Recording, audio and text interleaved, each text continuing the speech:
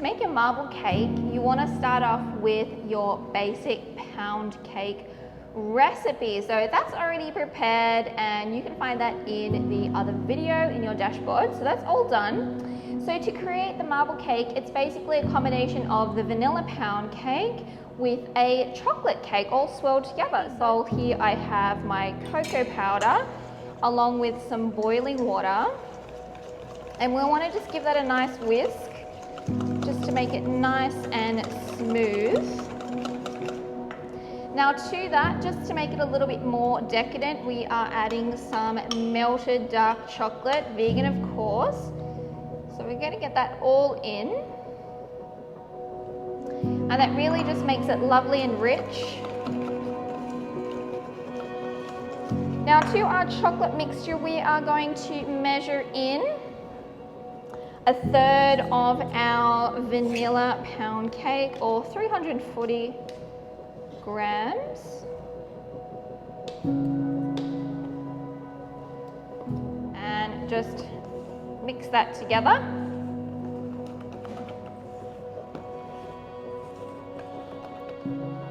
Now that we have our decadent chocolate cake and our vanilla cake, we can incorporate the two together.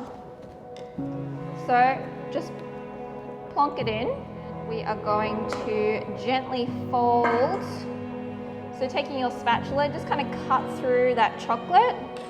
And we're going to fold, so we're scraping underneath and just folding over. And we only want to do this a couple of times.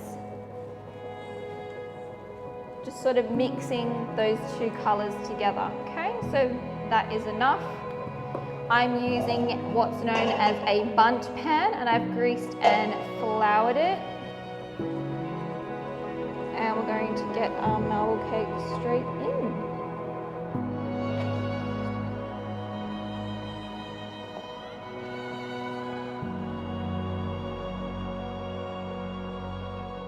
So our bundt cake has come out of the oven and I've allowed it to really cool down completely. So this will take a bit of time, will take a couple of hours. So at this stage, what you want to do is heat up some jam or preserves. In this case, I'm using some leftover cherry preserves, but you could also use some of the jam that you made for this course or any type of jam or preserves that you like. And I've just heated that up in my saucepan here, or you could use a microwave until it is nice and hot. And this has also been strained, so there's no lumps in there either. And we're going to be using this as a glaze, and we're just brushing it over our cake. Now this is going to give not only flavor, but keep our cake super moist and create a really nice smooth layer for our ganache to go over. Once your cake is completely covered in your jam, you just want to grab yourself a cake plate, and I've got some baking paper which I've just split in half just to make it easier to remove later. And I'm just going to transfer my cake on there, cover it up.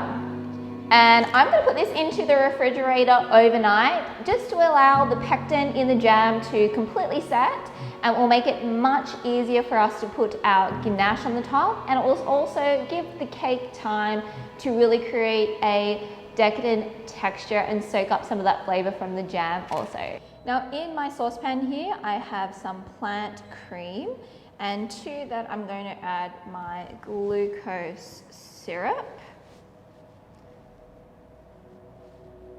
And we're going to bring that cream up to a simmer. In my little jug here, I have all of my chocolate, just a dark vegan chocolate.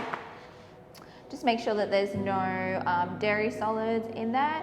And in this little bowl, optional, I have some liqueur, so I'm using some rum today, but you can use your favorite. It's come to a nice boil now, and I'm just going to pour this over my chocolate and set that aside for a couple of minutes. Okay, so now we can blend this up using an immersion blender or one of these stick blenders. You just want to make sure that we're not incorporating too much air, so just coming in on the side, and we want to keep it submerged underneath the cream. Give that a blend. So let's get that onto our cooling rack here, and we can just pull that paper out. The most satisfying part.